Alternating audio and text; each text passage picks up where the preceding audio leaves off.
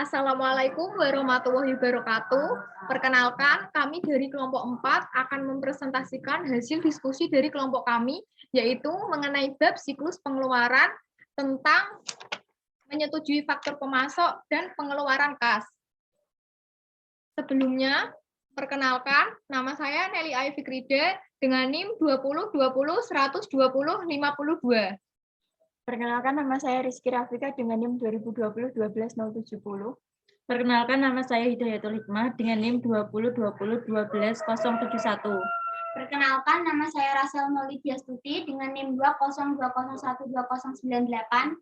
Perkenalkan, nama saya Manjilatul Hasanah dengan NIM 2020-12157.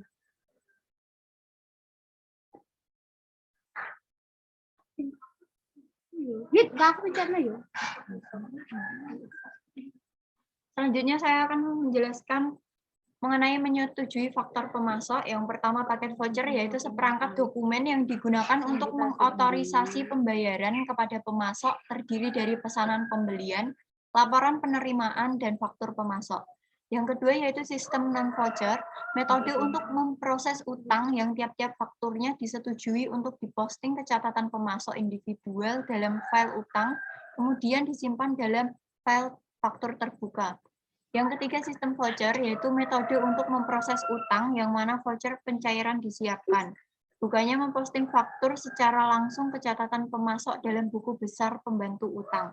Yang keempat, voucher pencairan, yaitu dokumen yang mengidentifikasi pemasok, mencantumkan faktur yang beredar, dan mengindikasikan jumlah bersih yang dibayarkan setelah dikurangi setiap diskon dan potongan yang berlaku.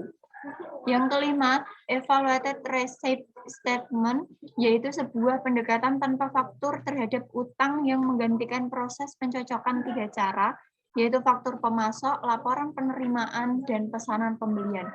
Dan yang terakhir, kartu pengadaan, yaitu sebuah kartu kredit korporasi yang para pegawai dapat digunakan hanya pada pemasok tertentu untuk membeli jenis-jenis barang tertentu.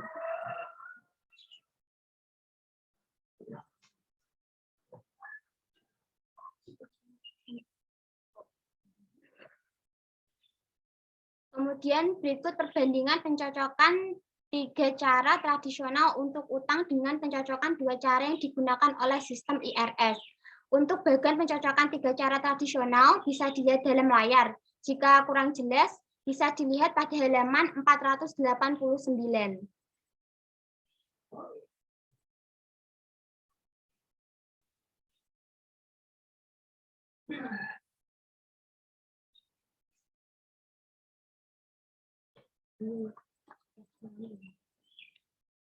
Tabel 13.2 mengidentifikasi bahwa satu ancaman adalah kesalahan dalam faktur pemasok seperti ketidaksesuaian antara harga yang dicantumkan dan harga aktual yang dibebankan atau salah hitung dari total jumlah jatuh tempo.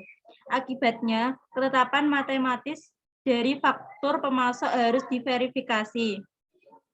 Dan harga serta kuantitas yang dicantumkan di sana dibandingkan dengan yang diindikasikan pada pesanan pembelian dan pelaporan penerimaan.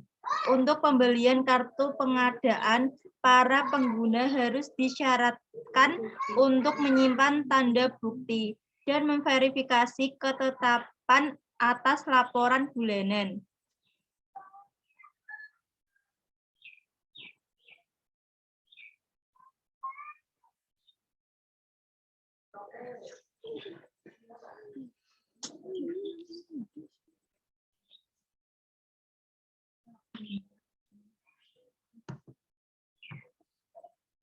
Oke, untuk selanjutnya yaitu bagian pengeluaran kas.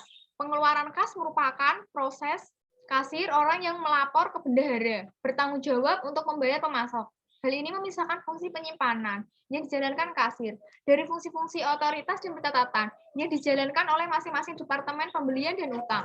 Pembayaran dibuat ketika utang mengirimkan kasir sebuah paket voucher. Meskipun banyak pembayaran terus dibuat dengan cek, penggunaan EFT dan VIG semakin meningkat.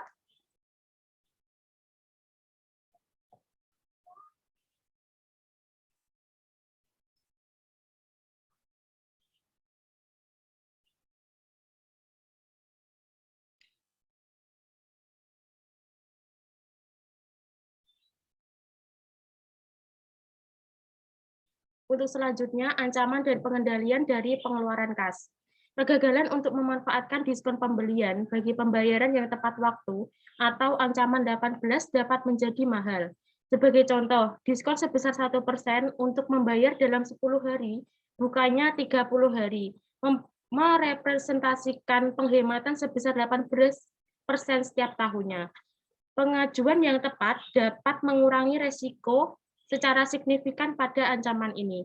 Faktur yang disetujui harus diajukan berdasarkan tanggal jatuh tempo, dan sistem harus didesain untuk melacak tanggal jatuh tempo faktur dan mencetak sebuah daftar seluruh faktur yang beredar secara periodik atau pengendalian 18.1. Sebuah anggaran arus kas atau pengendalian 18.2 yang mengindikasikan arus kas masuk yang diharapkan dan komitmen yang luar biasa juga dapat membantu perusahaan berencana untuk memanfaatkan diskon pembelian yang tersedia. Informasi dalam anggaran ini berasal dari sejumlah sumber. Piutang menyediakan proyeksi penerimaan kas di masa depan, utang dan file pesanan pembelian terbuka mengindikasikan jumlah komitmen terkini dan tertunda terhadap pemasok. Dan fungsi sumber daya manusia menyediakan informasi mengenai kebutuhan penggajian. Ancaman lainnya adalah membayar untuk barang yang tidak diterima. Pengendalian terbaik untuk mencegah ancaman ini adalah membandingkan kuantitas yang diindikasikan dalam faktur pemasok dengan kuantitas yang dimasukkan oleh pihak pengendalian persediaan yang menerima transfer atas barang-barang tersebut dari Departemen Penerimaan.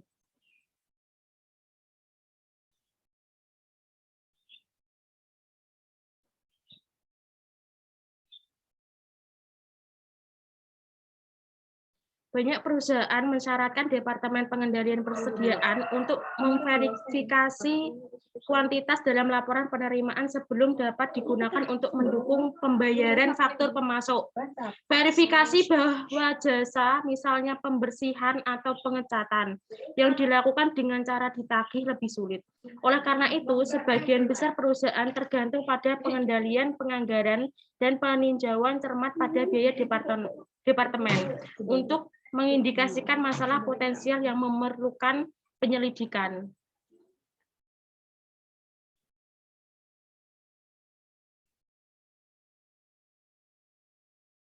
Sekian presentasi dari kelompok kami. Mohon maaf bila ada salah kata. Billahi taufik wal hidayah. Wassalamualaikum warahmatullahi wabarakatuh. Jangan salah kata.